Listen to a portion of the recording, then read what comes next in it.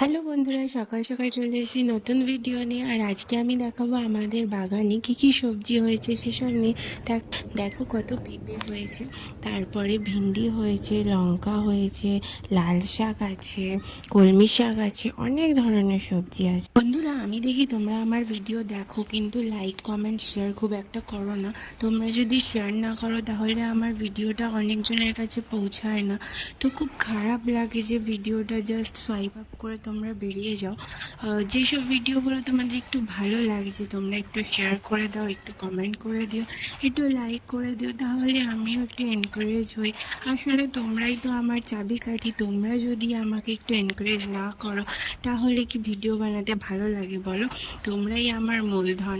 তো তোমাদের সাপোর্ট একটু খুবই দরকার। তোমরা একটু পাশে থেকো, সাথে থেকো, তাহলেই আমি এগিয়ে যেতে পারবো। আর আমার ভালোবাসা সবসময় তোমাদের জন্য আসে।